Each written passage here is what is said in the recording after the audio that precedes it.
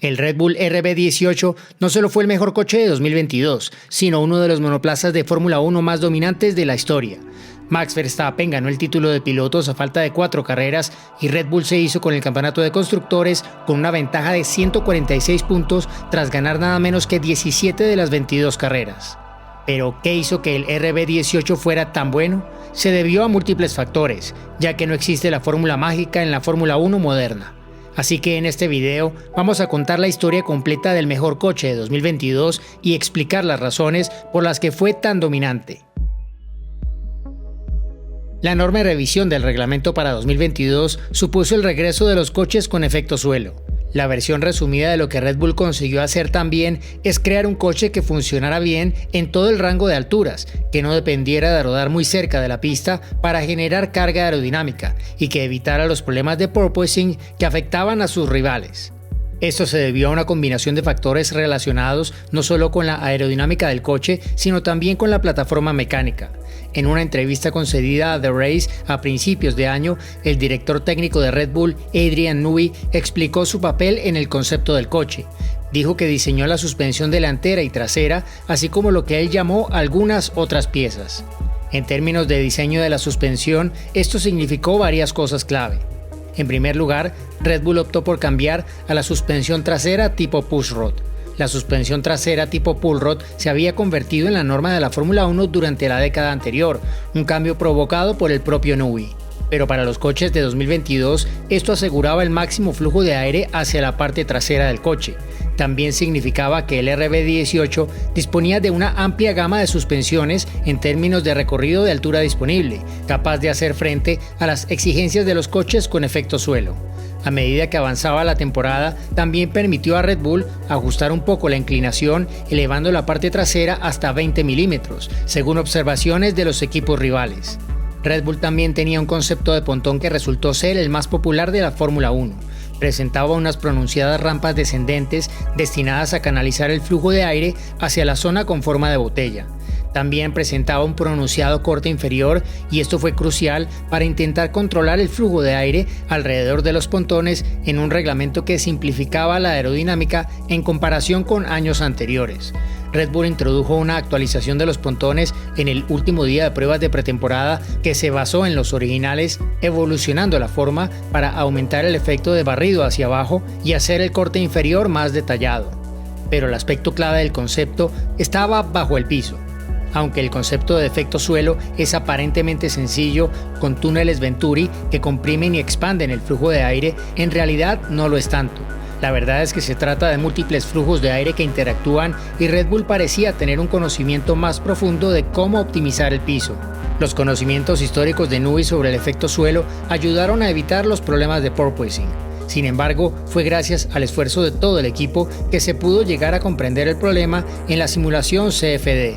El hecho de que el concepto de Red Bull fuera fundamentalmente bueno significó que no se distrajo con la resolución de problemas o el impacto de la métrica de oscilación aerodinámica que se introdujo en el Gran Premio de Bélgica para limitar la fuerza del porpoising y el rebote y pudo centrarse en el desarrollo.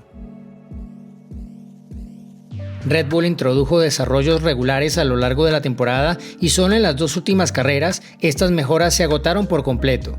Para abordar el elefante en la habitación, sí, la infracción por parte de Red Bull del límite de costes en 2021, el año en el que se llevó a cabo gran parte del trabajo de diseño del coche, puede haber tenido un impacto en lo bueno que fue el coche desde un inicio y en su ritmo de desarrollo. Sin embargo, dado que el tamaño efectivo del exceso de gasto fue fijado por la FIA en $521.054, sería exagerar las cosas sugerir que esto explica el progreso de Red Bull, incluso si hubiera sido beneficioso. Pero mientras que Red Bull era en promedio el segundo coche más rápido a una sola vuelta, por lo general era más fuerte que Ferrari en carrera y mejoró hasta el punto de ser el más rápido a una vuelta en 6 de las 9 primeras carreras después de las vacaciones de verano. Los primeros cambios incluyeron la modificación de los endplates del alerón delantero en Australia para ahorrar peso, algo en lo que ahondaremos más adelante, así como la adopción de la segunda quilla en la parte delantera del piso en Imola. Los cambios en el piso siguieron para el Gran Premio de España, donde también se introdujo un alerón delantero modificado. A partir de ese momento, los cambios en las rejillas del piso fueron regulares, a medida que Red Bull aprendía a utilizarlas para adaptar las características aerodinámicas del piso a las exigencias de cada circuito. En Silverstone también se realizó una importante actualización que incluía un pontón revisado, además de un paquete de capó motor y un piso modificado. Estas tendencias de desarrollo continuaron tras el parón de agosto, pero sin más actualizaciones importantes, aunque sí hubo retoques regulares a las rejillas y cambios de detalles menores. Después de todo, tal era la ventaja de Red Bull a estas alturas que no era necesario esforzarse tanto a la hora de fabricar piezas. La mayoría de los equipos tuvieron problemas con el peso al principio de la temporada, y se calcula que el RB18 pesaba entre 10 y 15 kilos por encima del mínimo. A lo largo de la temporada hubo un proceso continuo de mejora. La reducción de peso supone un importante rendimiento en sí mismo. La regla general es que 10 kilos cuestan entre 3 y 4 décimas de segundo por vuelta, dependiendo de la configuración de la pista. Así que cualquier reducción de peso te da tiempo por vuelta. Pero para Red Bull, eso también jugó un papel importante en el comportamiento dinámico del coche. Al principio de la temporada, el RB18 tenía un subviraje limitado, es decir, un eje delantero menos fuerte y obediente. Pero a medida que avanzaba la temporada, esta característica se redujo, aumentando el potencial de rendimiento del coche. La evolución de las características aerodinámicas contribuyó a ello, pero especialmente importante fue el cambio de la distribución de peso hacia atrás, dando la prioridad a la reducción de peso en la parte delantera del coche. La distribución del peso de los coches de Fórmula 1 está limitada a un rango de solo el 1% por el reglamento de la Fórmula 1, pero los coches son increíblemente sensibles, así que incluso un pequeño cambio hacia atrás pudo tener un gran impacto. La reducción de peso no fue la única forma en que Red Bull eliminó el subviraje inicial, pero fue significativa. Con él, la capacidad de Verstappen para lidiar con una parte trasera más viva respecto a Sergio Pérez significaba que podía liberar más rendimiento del coche.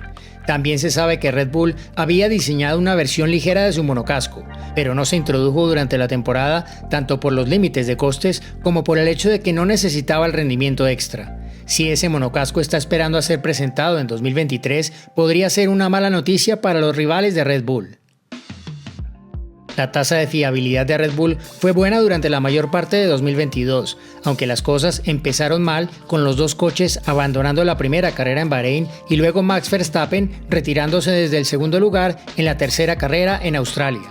Después de eso, solo hubo 2 abandonos, para Pérez en Canadá con un fallo en la caja de cambios y Austria debido a daños.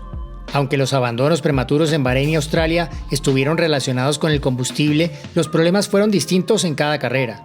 En Bahrein fue el resultado de la cavitación del combustible, lo que significaba que la bomba de combustible era incapaz de suministrar el combustible adecuado al motor. Potencialmente, esta situación estaba relacionada con el cambio al combustible E10 en 2022, que afecta a las características de sobrecalentamiento. El ingeniero jefe de Red Bull, Paul Monaghan, admitió que esto se debió a que no se comprobó suficientemente el rendimiento del sistema de combustible durante las pruebas. Pero como dijo Monaghan, el problema de Verstappen en Australia fue un evento aislado, específicamente una fisura en un tubo del sistema de combustible fuera del tanque, y este fue un problema de Honda. Ferrari tuvo 9 abandonos durante la temporada, lo que contribuyó a la enorme ventaja en puntos de Red Bull. Aunque con la insignia de ser un motor de Red Bull Powertrains, el RBPT H001 fue todo obra de Honda. El fabricante japonés se retiró oficialmente de la Fórmula 1 a finales de 2021, pero continuó produciendo, ensamblando, manteniendo y dando soporte a la unidad de potencia, aunque Red Bull pagó por sus servicios. Es más, Honda se esforzó mucho con el desarrollo del motor de 2022 en el periodo previo a la temporada, proporcionando un buen paso en el rendimiento y mejoras en el empaquetado.